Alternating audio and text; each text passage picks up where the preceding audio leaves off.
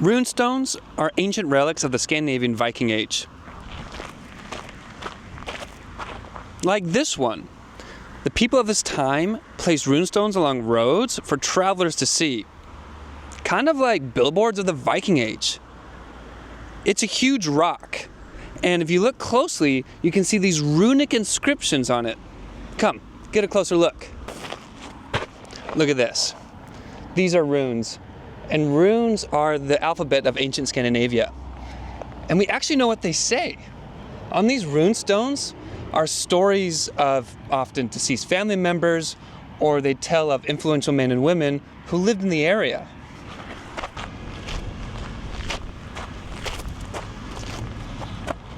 So that runestone right there, we can read what it says on this sign. It says, Jarle Banke had these stones erected in honor of himself while he was alive. And he made this bridge for his soul, this bridge referring to like these row of runestones right here. And he alone owned the whole of Tabu, and Tabu is the town that we're in right now. God help his soul. I think Jarle Banke was a bit of a goober. He erected all these runestones in honor of himself while he was alive. Not a good vibe, dude. Not a good vibe.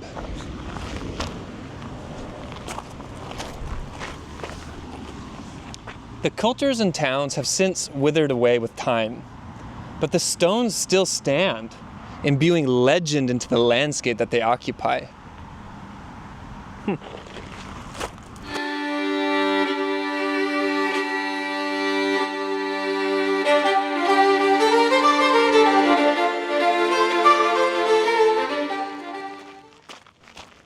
So runestones are actually found all over Scandinavia. However, they aren't that common, but you can stumble into them sometimes when on a walk in the forest.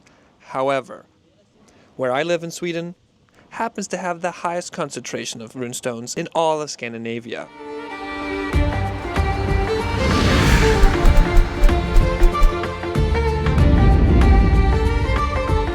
I have my one wheel. Let's go on an adventure and discover some of these legends on these runestones.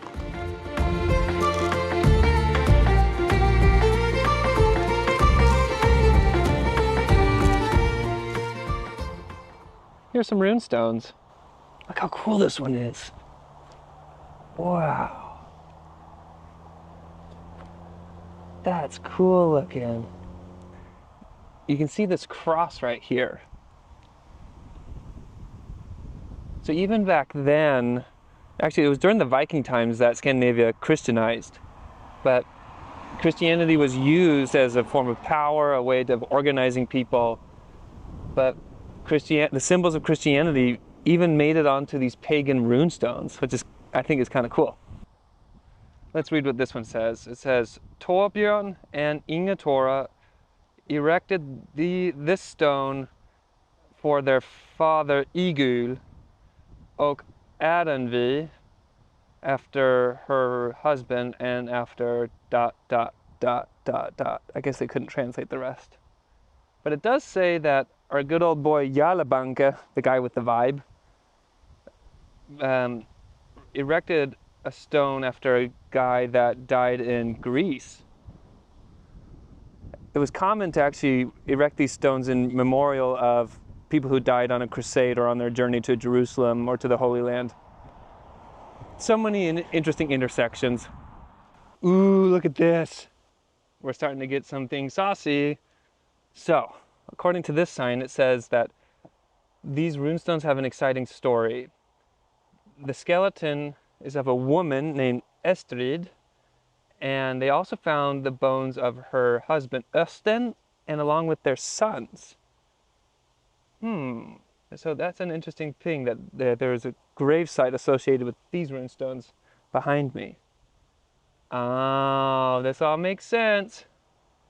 Estrid was the grandmother of our boy Jarle Banke, the guy with the vibe. Interesting. But also notice that there's a road right here, and that's also obviously modern, but there are runestones all along this road, which means in ancient Viking times this was also a main road that people traveled on. Kind of cool.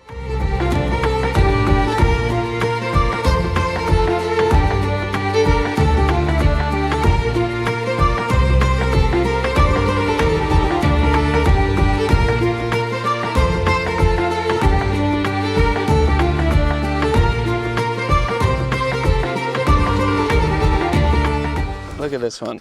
It's a big triangle. You can even see a little cross right there. And the inscription is very vibrant.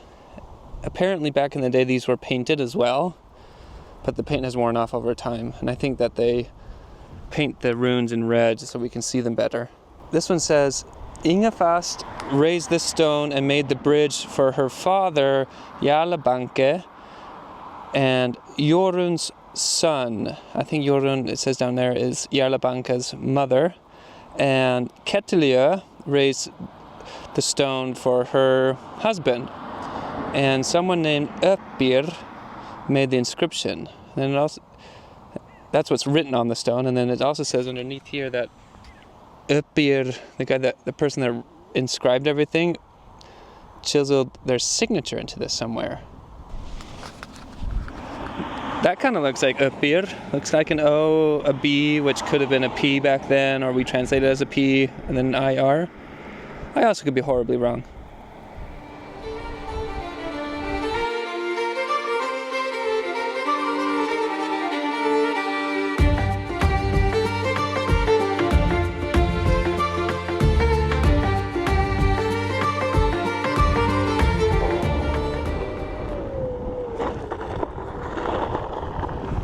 Whoa! That's a big one! Wow, this one's so tall. Kind of crazy. And you can see that there's another cross up here on the top. It's in a different type of style though than the other crosses. And then the inscription is down here. And I don't know if you've noticed by now, but all the inscriptions are in kind of like this long snake thing. And there's even heads at the end of these inscriptions. They're almost like dragon heads or some sort. I'm not sure exactly what they are. And what does this one say? It says, Ulf Ketil and Gye and Une erected this stone for their father Ulf. He lived in Skålhamna, which is a village nearby. May God and God's mother help his spirit and soul. Give him light and paradise. Whoa. Cool.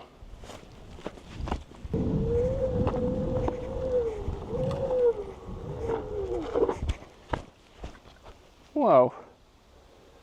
There's a lot of stones around here. Those are probably all part of some ancient something. Wow. Okay. I recognize this one. It's another type of cross. Look at this. This guy right here, I've seen it a bunch of different places. And I bet this sign will tell me. Okay. Apparently, they use this sign as like the emblem, the logo, you know, the coat of arms type of thing for this, vad heter en kommun in English? Kommun. It's kind of like the county, like this county that I'm in. It's called Täby, and this is the logo for the county. That's so cool, and it comes from that runestone. I love living here. Looky, looky, looky, looky. See that symbol? That's our symbol from the runestone, and that's like the crest of Täby, the county, this region.